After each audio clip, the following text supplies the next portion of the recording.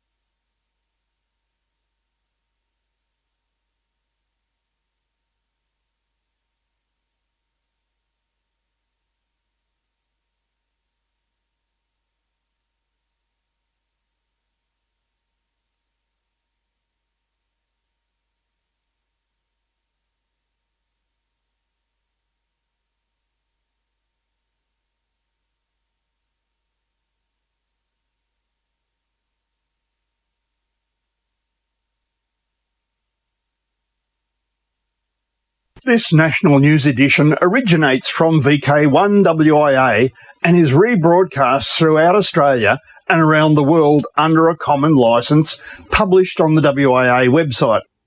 This WIA national news service is copyright to the Wireless Institute of Australia, and rebroadcast is authorised only under the provisions of that common licence. WIA Director and Company Secretary Peter Cleave, VK8ZZ. From Australia, this is the Wireless Institute of Australia with the weekly news service. This broadcast is in text, audio and video and is accessed on wia.org.au. And in WIA National News this week, Graham VK1GVC, Alan VK2COD, Jason VK2LAW, Angelo VK2NWT, Chris VK3FY Cole, VK3GTV, Felix VK4FUQ, Nick VK7 Whiskey Whiskey, and Peter VK8 Zulu Zulu. But wait, there's much more news in store in this edition from the Wireless Institute of Australia, and it's for week commencing Sunday, January 25, 2026. I'm Editor Graham VK4BB, and remember, WIA National News is for recreational use only. On demand, online, on YouTube, and on HF across Australia. This is the Wireless Institute of Australia and VK1WIA. What did the WIA ever do for us?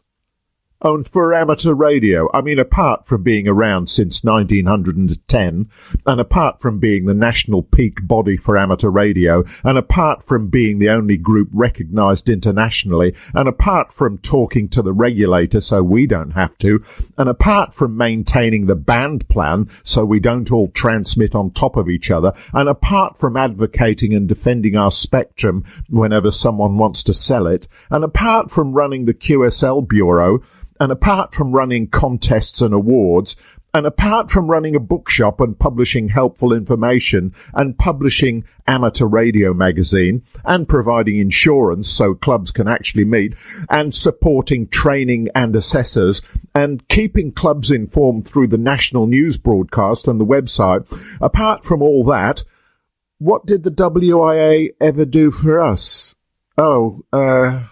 Right then. Moving on. The WIA has an annual grants program which provides for grants of up to $250 for educational programs and up to $500 for repeater, beacons and other infrastructure projects.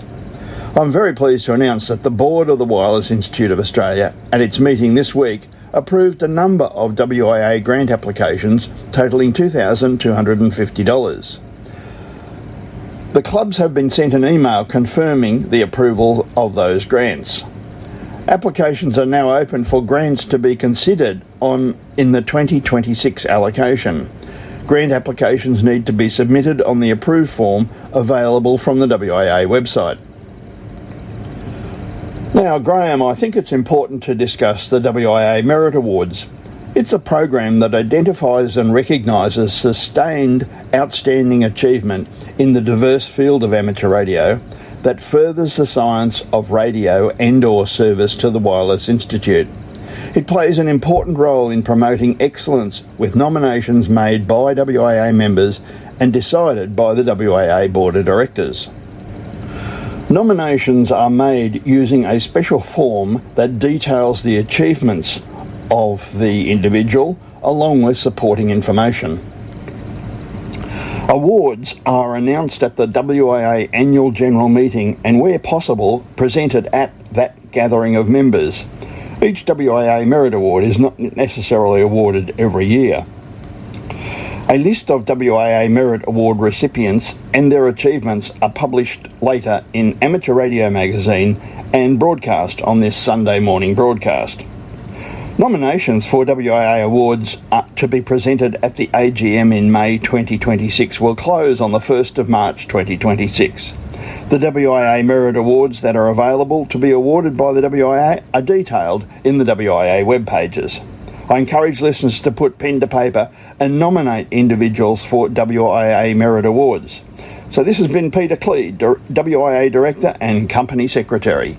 Hi everyone, this is Angelo, VK2NWT, WIA Affiliated Clubs Coordinator. Well, as we are now in the early stages of 2026, all clubs by now will have held their 2025 annual general meeting, perhaps resulting in some changes to the club committee and contact details. As I've asked in the past, and I'm now once again asking, would all clubs please take some time today to ensure your club's WIA club webpage is now up to date with any of those recent changes. Whilst the WIA does its best to maintain an accurate contact list for all clubs, that list is only as accurate as the information that your club details on your WIA webpage. Unfortunately, we still get a significant number of bounced emails, wrong email addresses and other incorrect contact details when reaching out to your club, so I'm seeking your help to minimise that problem. Now, furthermore, and as mentioned in past WIA broadcasts and the last couple of affiliated clubs' presidents' webinars, the new WIA website is continuing development and will go live in the near future. All affiliated club pages will appear on the new website, of course. However, what won't be available anymore once the website is live is the ability for clubs to directly edit their respective web page. This means that any changes to your club's committee positions, contact details and general contact will subsequently need to be sent to the affiliated club's coordinator to be uploaded to the new website. This is another reason why I'm appealing to clubs to ensure that your club webpage is as up-to-date as possible prior to the changeover.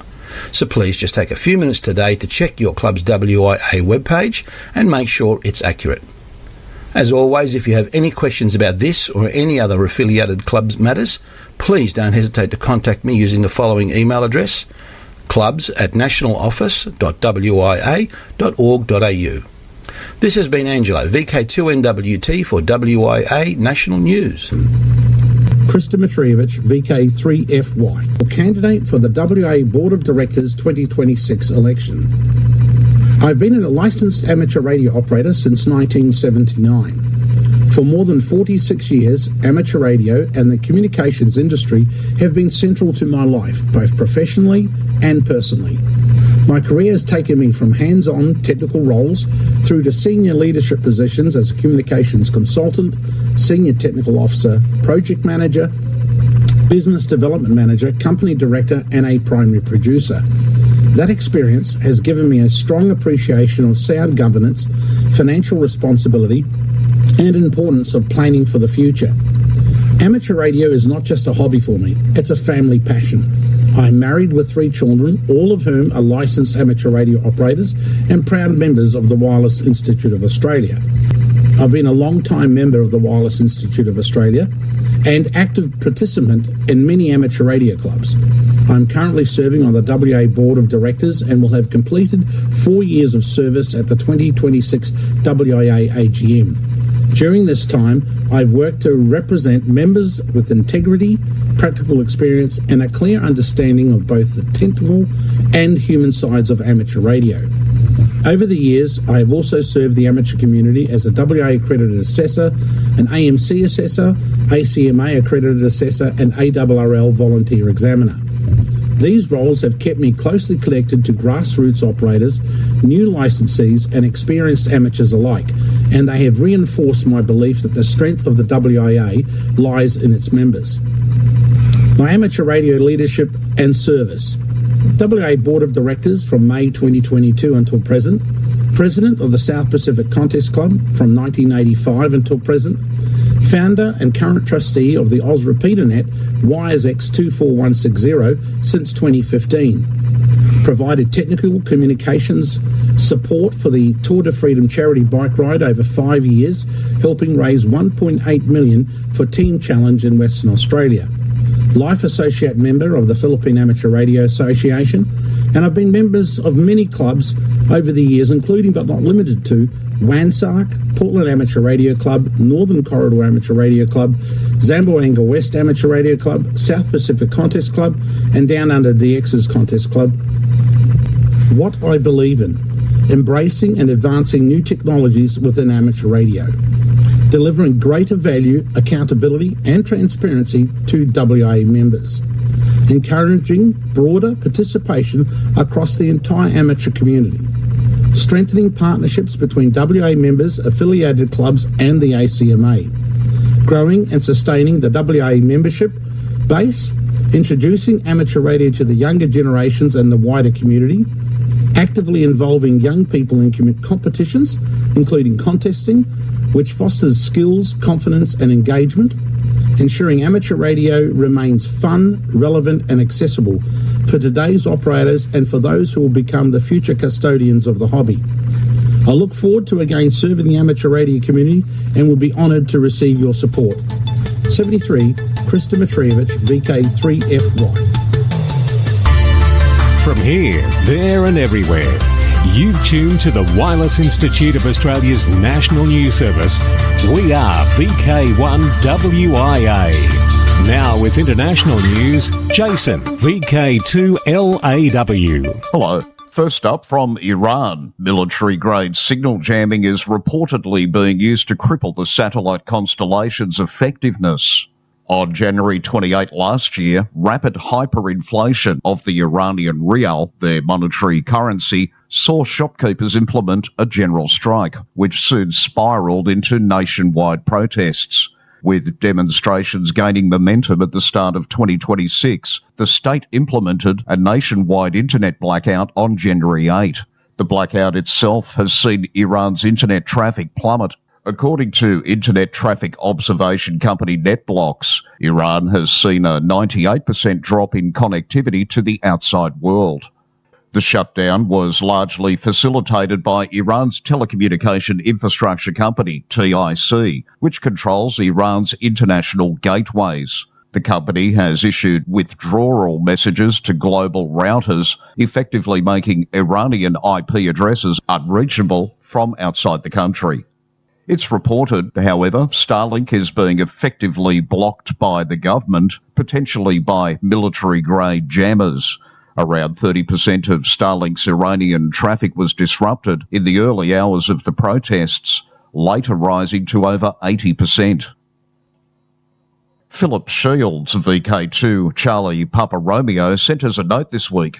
Working with commercial broadcasters, Radio Free Europe, Radio Liberty Persian Service, Radio Farda, has resumed shortwave broadcasts aimed at Iran, providing an alternative to state-controlled media amid an ongoing internet blackout imposed by their government. The return to shortwave is intended to help listeners inside the country continue receiving independent news and vital information at a time when digital access is restricted.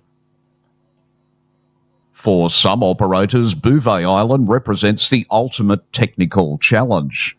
For Vadim Ivliev, Uniform Tango 6 Uniform Delta, it's something more personal and more mysterious.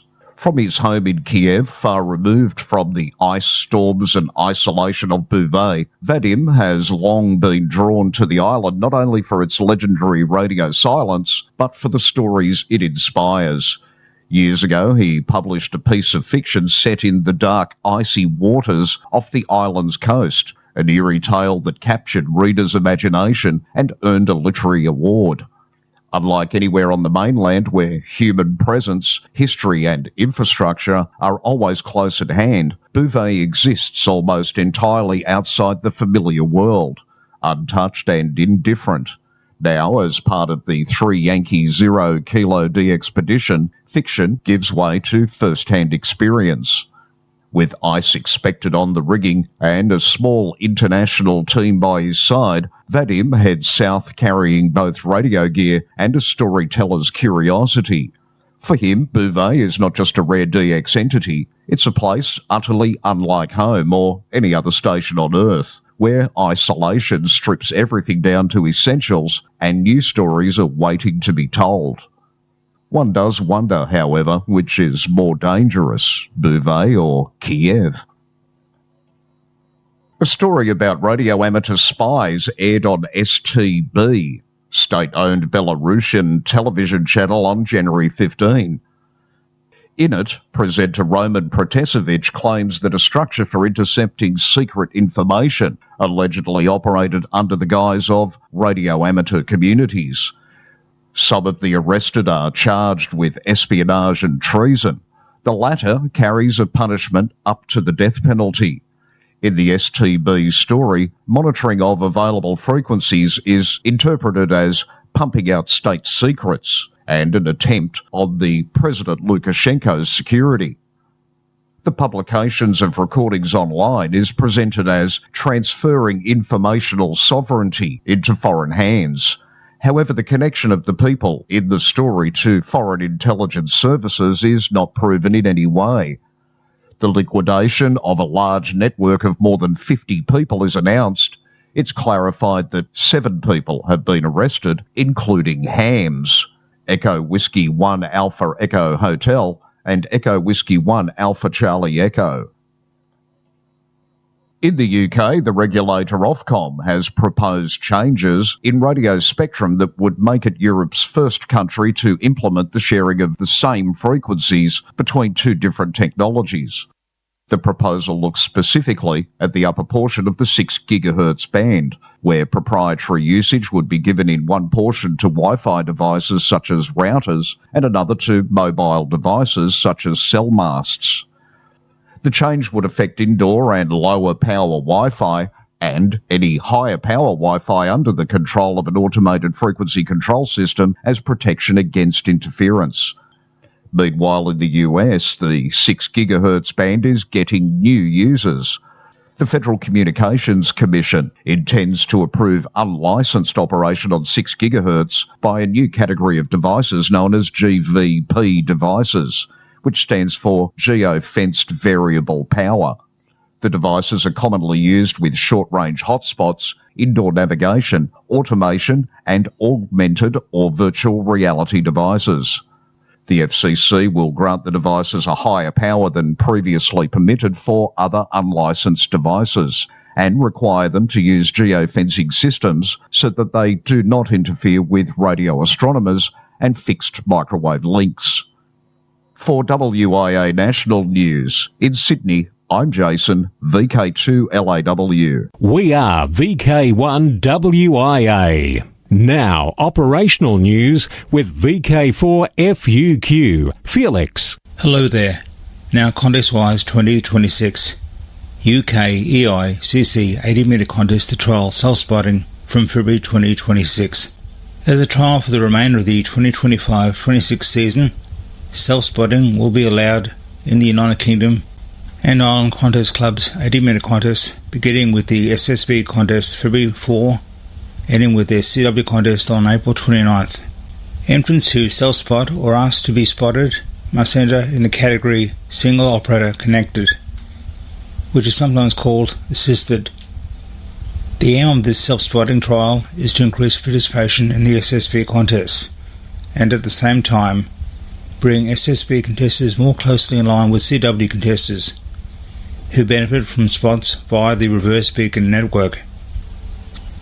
The RSGB, after a comprehensive review of long-term options, has entered into a formal contractual agreement with the German National Radio Society, DARC, to process all incoming and outgoing RSGB QSL cards. This partnership is said to provide a robust and effective QSL Bureau service for RSGB members. Roshal concludes at the end of this month, January. January 2026 AX Day Contest, January 26, this Monday only. February 21 and 22 ARRL DXCW. March Jock White Memorial Field Day. March 7 and 8 ARRL DXSSB. March 15 BERU. March 21 and 22 John Moyle Memorial Field Day. Even more new rules for 2026. Now let's open the DX window to the world. Chaz, NK8O is active again as 5H3DX from Tanzania between 17 January and 9 February. In his limited spare time, he will operate CW and or digital modes on 20 to 10 metres and possibly 6 metres. QSL via LOTW, EQSL or direct home call. Again, that's NK8O. Established in 1947, the British Faraday Antarctic Station was transferred to Ukraine ownership in February 1996 and renamed Academic Vernadsky. Celebrating this 30th anniversary, 5 special call signs will be active from 1 February to 1 March. Look for the EM30 prefixes on air.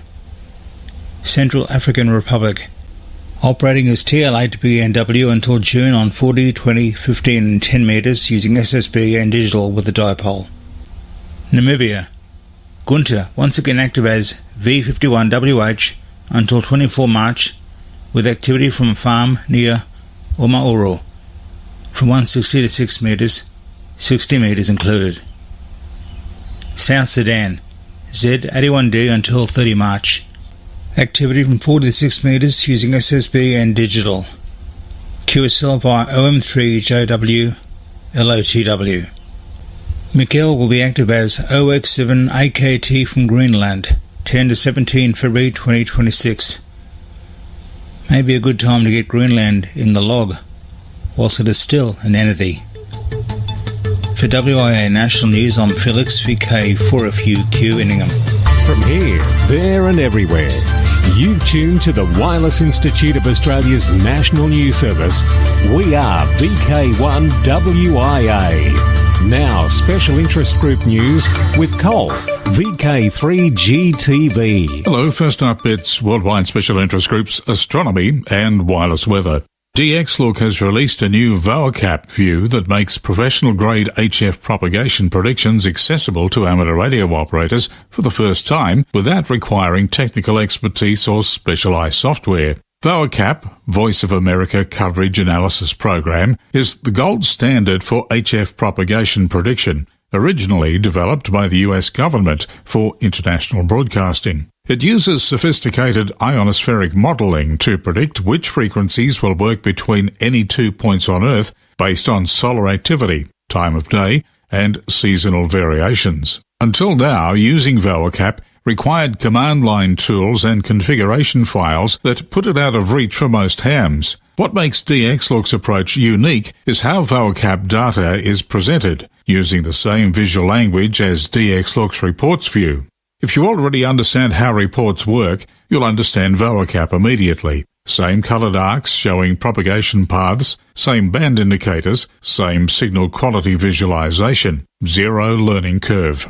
The VOACAP view is driven by real-time solar data, automatically adjusting predictions based on current smoothed sunspot numbers, SSN. Predictions update hourly and cover all HF amateur bands from 80 through to 10 metres. The VOACAP view is now live and available to all users on dxlook.com.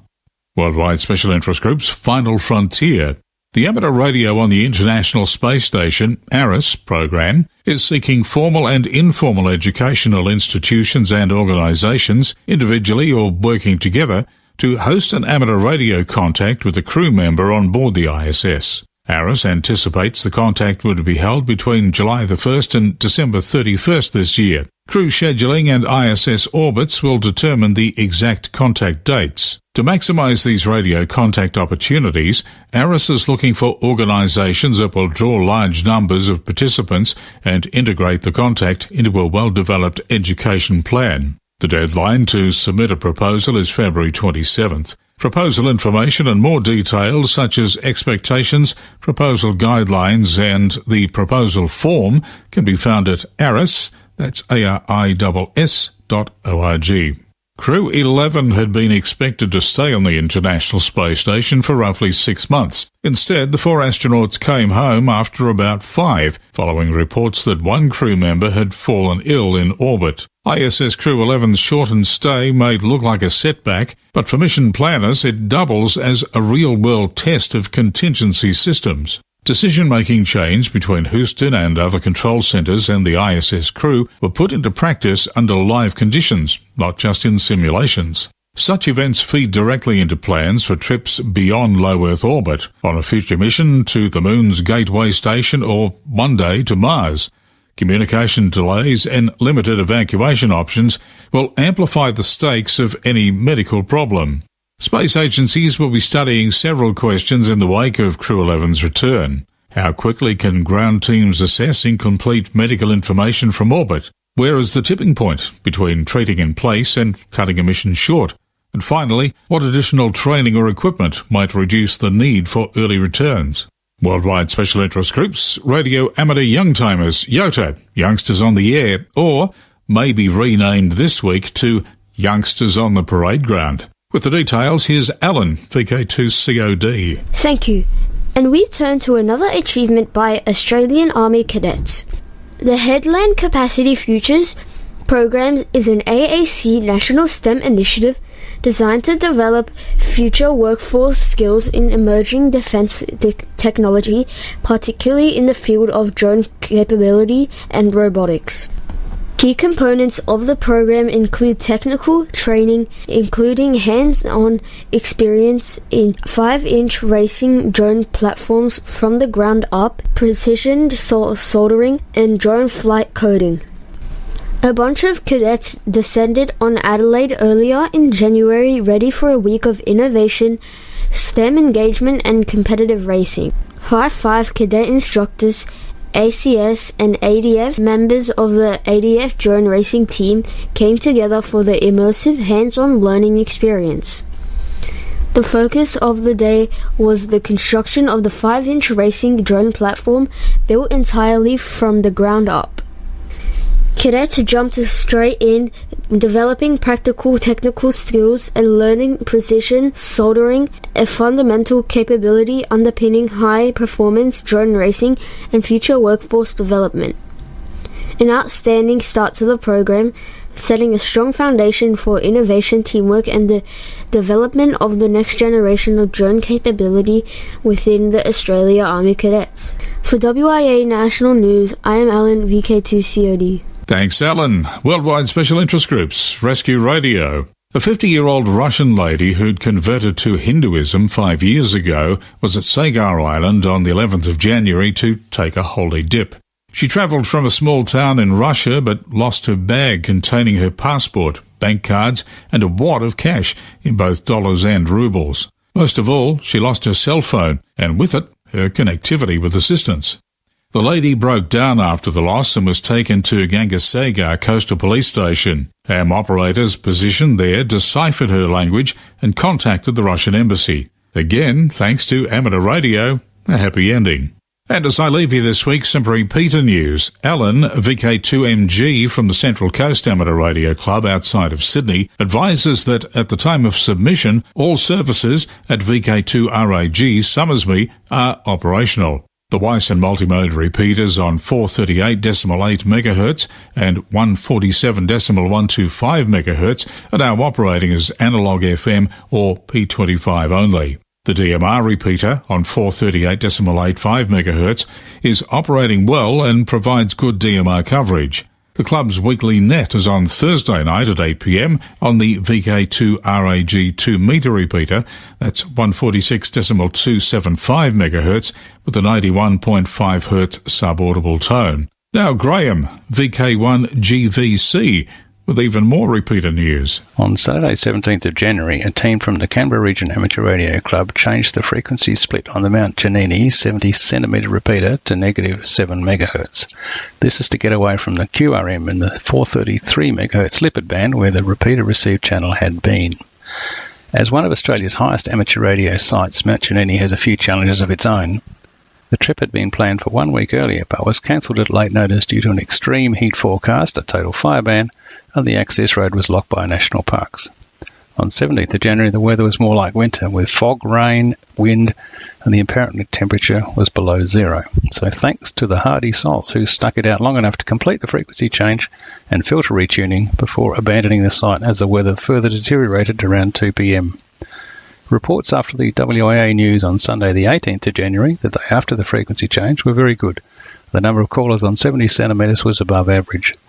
To access this repeater, you'll need to reprogram your radio with a receive frequency of 438.050 MHz, a transmit frequency of 431.050, and a CT-CSS tone of 91.5 Hz. Details of all Crack repeaters are listed on our website, which can be found in the printed edition of WIA News. I'm Graham, VK1 GVC. Thanks, Graham, and that's it for the segment for this week. Till next time, stay safe. I'm Cole, VK3 GTV. It's a date. In VK3, Ballarat Amateur Radio Group's Hamvention, Sunday, Feb 1. VK6, Pargfest, Mandurah Bowling Club, February 7, 9 a.m. And VK4, Redfest, Deception Bay North State School, 9 a.m, April 11. This is Laurie, VK4 BLE. The Redcliffe and Districts Radio Club presents Redfest 2026 on Saturday, the 11th of April at the Deception Bay North State School. This year's highlights, a major prize draw of a brand new ICOM 7300 Mark II transceiver. Enjoy hands-on workshops with excellent technical speakers, including the Free DV team from Victoria, demonstrating open source digital voice over HF. Plenty of resellers offering new and pre-loved gear, plus breakfast, morning tea and fresh barista coffee on site. Join us for trading, learning, prizes and great company on Saturday the 11th of April 2026. We can't wait to see you at Redfest. Now till next we meet, I'm Graham, VK4 Baker. Walk softly. From Australia, this has been the Wireless Institute of Australia with the weekly news service. This broadcast is in text, audio and video and is accessed on wia.org.au. Courtesy of Bevan, VK5 BD's ATV and YouTube channel, this has been WIA National News. We're back now, live and local, and your voice, your callbacks. And don't forget, tick like.